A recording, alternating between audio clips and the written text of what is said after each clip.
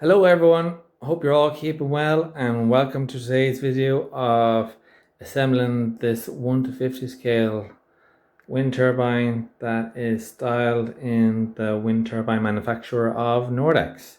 So as you see in front of us we have 3 blades, we have our 4 tower sections, our nacelle, our hub, base, 2 threaded rods, we have a rod connector and a nut for the top tower to lock it all in, and then on the nacelle we have a bearing for the hub to rotate. So sit back, relax, get yourself a coffee and enjoy today's video. So starting off, like everything, we get the base and we get our smaller threaded rod. It is 67 centimeters in length. And I should do the first 2 tower sections. Oh, too far in.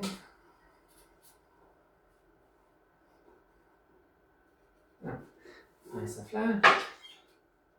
Nice and solid. So we have 4 tower sections.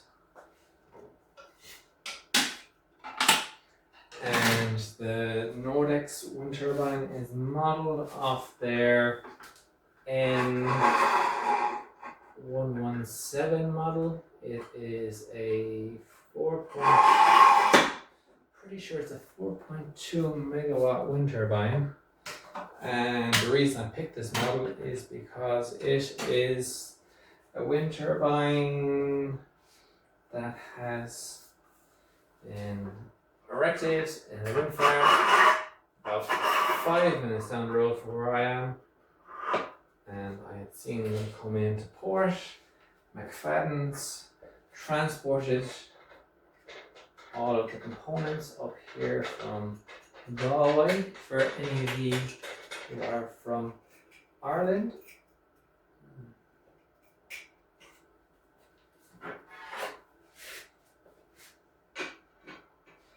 The wind farm is actually owned by Amazon, I'm pretty sure, to power their lovely data centers that we all love, taking up our electricity and our water. So, on to our 3rd tower.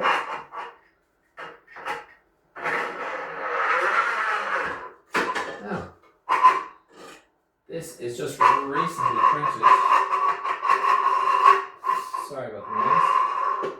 So the tower sections themselves haven't been glued together, but they are in the same design that I did for the Enercon. So the base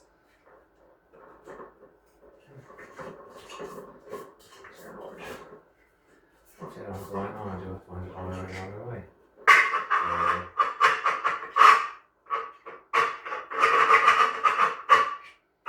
Needs a little bit more sanding to fit in.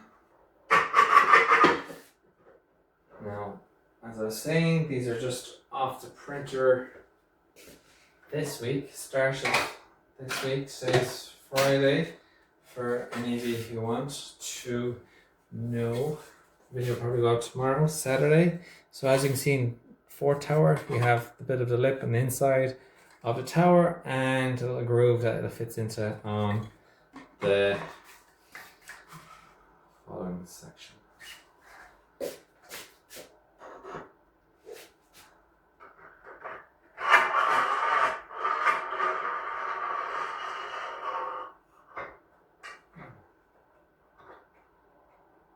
Unfortunately, God did not bless me with height, so I will do what we all did as kids, is stand on chairs with wheels.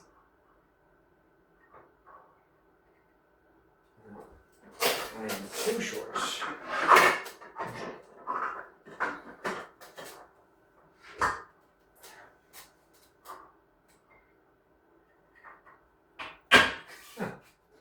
Success! And I didn't fall and break my neck. So that is our 4 towers. What I would recommend doing is adding an extra nut in at each tower to lock them into place. As you can see, it's a little wobbly. It's long enough length of rebar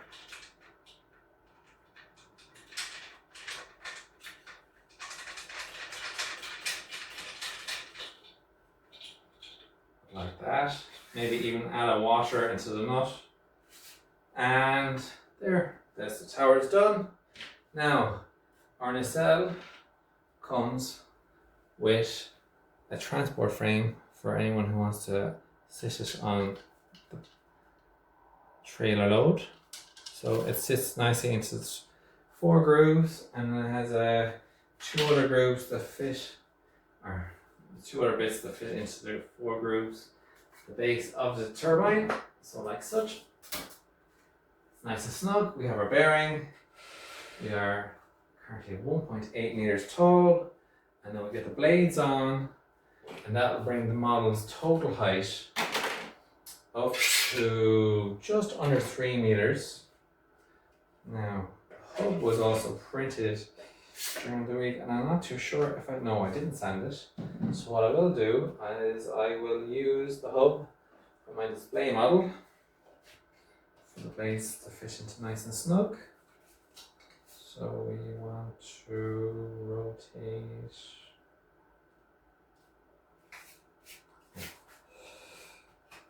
Now face down. Put that on the table now for a second and get our other 2 blades off transport frames. Again, these transport frames are different to our Vestas type model. So as you can see, and then there's a side profile of it. I did originally have it designed for that to lift up and lift down, but it was quite fragile, so I reprinted it and just made it a permanent fixture. It still does the job when it comes to realism and transporting the blade. It's a good snug fit at the tip. Yep.